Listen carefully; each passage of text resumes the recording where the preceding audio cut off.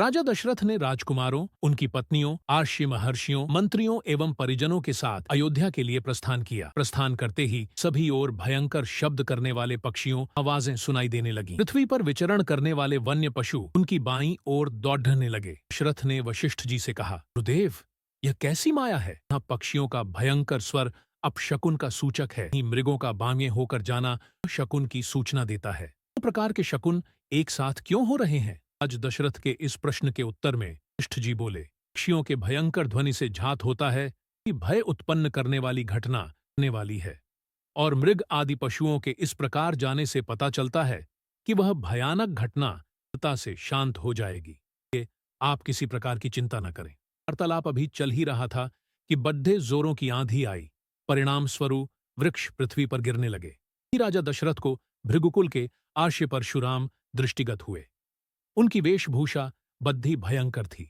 जटाएं उनके तेजस्वी मुख पर बिखरी हुई थीं। नेत्रों में क्रोध की लालिमा थी।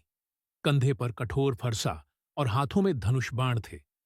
ऋषियों ने आगे बढ़कर उनका स्वागत किया, और इस स्वागत को स्वीकार करने के उपरांत वे श्री रामचंद्र से बोले, दशरथ नंदन राम, और तुमने शिव जी के धनुष को भंग कर दिया है, और इस प्रकार तुमने अपूर्व ख्याति प्राप्त की है। मैं तुम्हारे लिए एक और अच्छा धनुष लाया हूं। यह धनुष साधारण नहीं है, बल्कि जमदग्नि कुमार परशुराम का है। इस पर बाण चढ़ाकर तुम अपने शौर्य का परिचय दो। तुम्हारे बल और शौर्य को देखने के पश्चात मैं तुमसे द्वंद्व युद्ध करूंगा। परशुराम की बात सुनकर राजा दशरथ विनीत स्वर में बोले, भगवन, आप वेदविद स्वाध्यायी ब्राह्मण हैं। क्षत्रियों का विनाश करके आप बहुत पहले ही अपने क्रोध को शांत कर चुके हैं। आपने इंद्र के समक्ष प्रतिज्ञा करके अस्त्र शस्त्र का परित्याग भी कर दिया है। इसलिए हे ऋषिराज, आप इन बालकों को अभय दान दीजिए। यदि आपके हाथों राम मारा गया तो हम में से कोई भी उसके वियोग में जीवित नहीं रह सकेगा। परशुराम जी ने दशरथ की बात पर कुछ भी ध्यान नहीं दिया। वे राम से बोले, राम, संसार में केवल दो ही धनुष सर्वश्रेष्ठ माने जाते हैं। सारा संसार उनका सम्मान करता है। विश्वकर्मा ने उन दोनों को स्वयं अपने हाथों से बनाया था। उनमें से एक भगवान शिव के पास था, और उसी से भगवान शिव ने त्रिपुरासुर का वध किया था। दूसरा दिव्य धनुष मेरे हाथ में है। यह भगवान विष्णु का धनुष है। यह भी पिनाक की भांति ही शक्तिशाली है। एक बार शिव और विष्णु में भयंकर युद्ध हुआ। विष्णु को देवताओं ने श्रेष्ठ मानकर शांत किया। शांत होने पर विष्णु ने भृगुवंशी आर्चीक मुनि को धरोहर के रूप में वह धनुष दे दिया। अब तुम एक क्षत्रिय के नाते इस धनुष को लेकर इस पर बाण चढ़ाओ, और सफल होने पर मेरे साथ द्वंद्व युद्ध करो।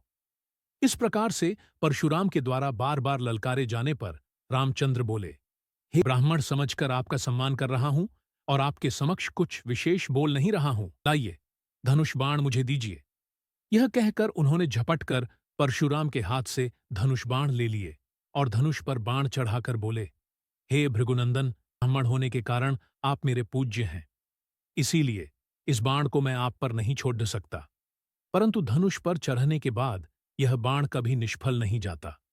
इसका कहीं न कहीं उपयोग करना अनिवार्य हो जाता है। आपकी शीघ्रतापूर्वक सर्वत्र आने जाने की शक्ति को नष्ट किए देता हूं।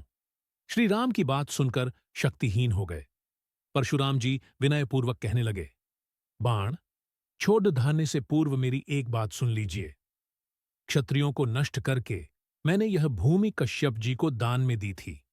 उस समय उन्होंने मुझसे कहा था कि अब तुम्हें पृथ्वी पर नहीं रहना चाहिए, क्योंकि तुमने पृथ्वी का दान कर दिया है। तभी से मैं गुरुवर कश्यप जी की आज्ञा का पालन करता हुआ कभी भी रात्रि में पृथ्वी पर वास नहीं करता। अतः हे राम, कृपा करके मेरी गमन शक्ति को नष्ट मत करो। मैं मन के समान गति से महेंद्र पर्वत पर चला जाऊंगा। मुझे ध्यात है कि इस बाण का प्रयोग निष्फल नहीं जाता, इसलिए आप इस बाण के द्वारा उन अनुपम लोकों को नष्ट कर दें जिन पर मैंने अपनी तपस्या से विजय प्राप्त की है। आपने जिस सरलता से इस धनुष पर बाण चढ़ा दिया है, उससे मुझे विश्वास हो गया है कि आप मधु राक्षस का संहार करने वाले साक्षात विष्णु हैं। राम ने परशुराम की प्रार्थना को स्वीकार किया और उनके द्वारा तपस्या के बल पर अर्जित समस्त पुण्य लोकों को नष्ट कर दिया। इसके पश्चात परशुराम जी तपस्या करने के लिए महेंद्र पर्वत पर चले गए।